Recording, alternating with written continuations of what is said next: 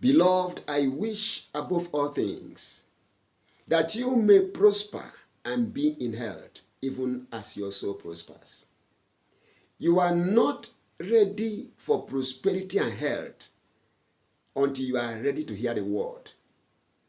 I repeat, you are not ready for God's kind of prosperity, total well-being in every area of life, and eternal health, freedom from sickness and disease, and from every evil until you are ready to hear the word.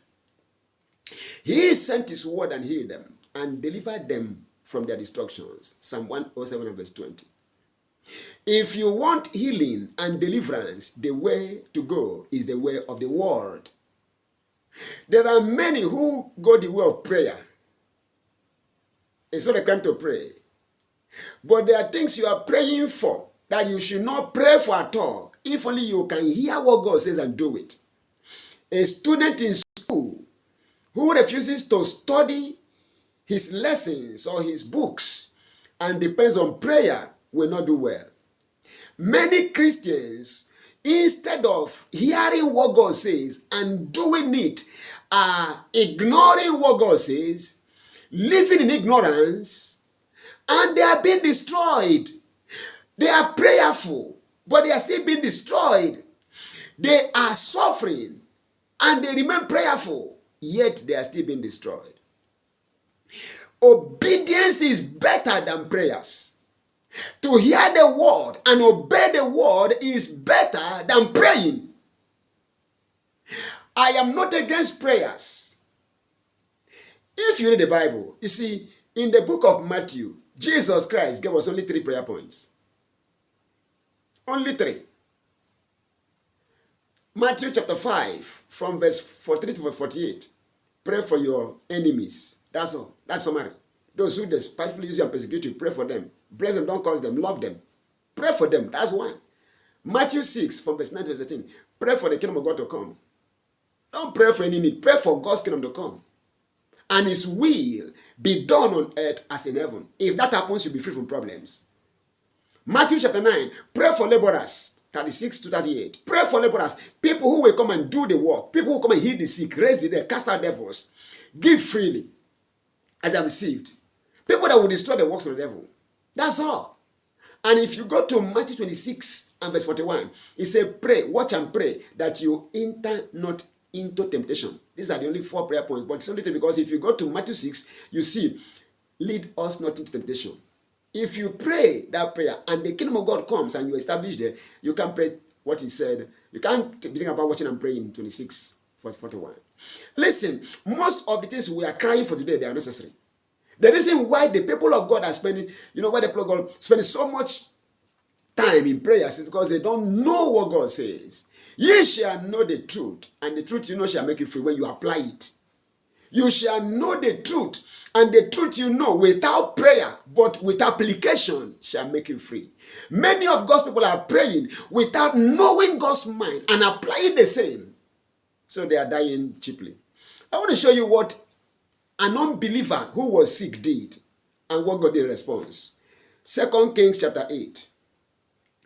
From verse 7. Elisha the prophet came to Damascus, and Ben-Hadad, king of Syria, who was fighting against Samaria, was sick, and he was told, the man of God has come here. He heard. And the king said to Hazael his servant, take a present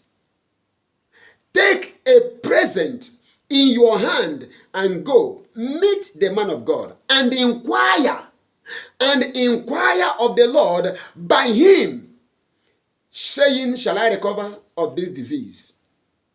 Shall I recover? So Hazael went to meet Elisha and took a present of every good thing of Damascus, 40 camels, 40 camels, every good thing of Damascus, and came before Elijah and stood before him and said, your son Ben-Hadad, reverence, honor to the man of God, not in pride. Your son Ben-Hadad, king of Syria, has sent me to you asking, shall alive from this disease. Elisha said, go, said to him, you shall certainly recover. But the Lord has shown me that he shall certainly die. Why? God will heal him, but the man Hazael will kill him. Look at verse 14. Then Hazael departed from Elisha and came to his master, who said to him, what did Elisha say to you? And he answered, he told me, you will surely recover. Verse 15. But the next day, Hazael took the bedspread and dipped it in water and spread it on the Syrian king's face, so that he died. And Hazael reigned in his stead. The man said, go to Elisha, inquire by him of the Lord, whether I will recover. Ahaziah, king of Israel, was sick. 2 Kings chapter 1 to 6, 16 and 17.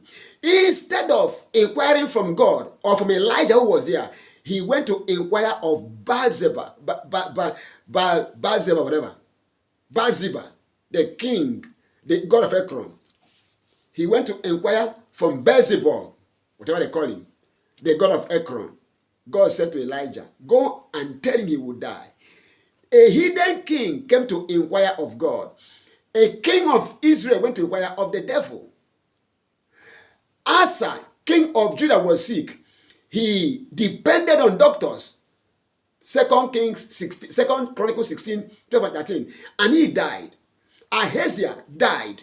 This man, God says, surely you will recover. He recovered, but the servant killed him. He didn't die sick. It was the servant that killed him. There is no sickness you have that God cannot kill. But your approach to your healing is important. Take a present to him. And what was taken to Elisha was 40 camels loaded with every good thing that Damascus had then to the prophet of God. And as God saw the heart and the gift, God said, tell him he will live. He will surely recover. And it was so. Don't let the devil deceive you. Giving is a way out of sickness. Giving is a way out of sickness. Giving is a way, if you want to be free from every sickness this year, sacrificial giving is a way. In Psalm 41 from verse 1, blessed, happy, fortunate, to be envied is he who considers the weak and the poor. The Lord will deliver him in his time of evil and trouble. The Lord will protect him and keep him alive. He shall be called blessed in the land. You will not deliver him to the will of his enemies who want him dead. The Lord will sustain, refresh, and strengthen him on his bed of sickness, languishing and perishing. All his bed of sickness, you, O Lord, will turn, change, and transform in his illness. God will not let you die sick. If you are a giver, God will not let you die sick. Giving is a way out of sickness. Giving is a way out of disease. Those who are looking for healing from God can secure it by their giving. Those who are looking for healing from God can secure it by their dangerous sacrificial giving. Make for God a sacrificial gift beginning from now and watch what God will do for you this year. I have not spent a dime on medication since 31st of May, 1991 till today. There's no January God allows me to live and see like this year that any money God gives me does not go to him. If God gives me 1 million today, all goes to him. If God gives me $1 billion today, I will give God all of them this month. At the end of the month, all I got from January 1st to January 31st, I package them and I give to God. It's my first fruit to him. I am not planning to spend a dime on medication all through this year. For me, for my entire family, not a kobo will be spent. You hear my story again. Last year, I didn't spend a kobo on medication. Last 2 years, since 1991 till now, I've not spent a dime on medication. Every January, I package all God gives me and say, Father, take, it's yours. And if the first fruit be holy, all the other fruit shall be holy. That means I'm not going to spend any money God gives me on medication.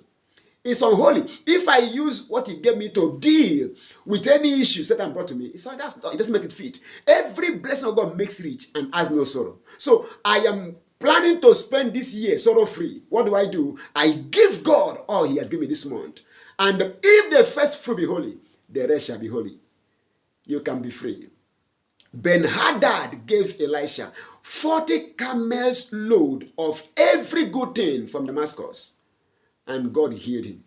But some Christians will give God nothing and spend the whole year going from one hospital to another, seeking Satan and his children, medical doctors, to care for them. Thank God for Christian doctors. Many doctors are not Christians. Medicine, well, I'm not talking about that, but you know their symbol is serpent. It's a good thing to be a medical doctor, but hear me. Let God be your doctor this year. Even if you're a medical doctor, let God be your doctor this year. Even if you're if you work as a health worker, let God be in charge of your own health this year. And how? Make everything you are getting this month God's own. Give it to him. And tell him to take care of you and your family. And watch what will be your story this year. God bless you. I'll see you again. Peace.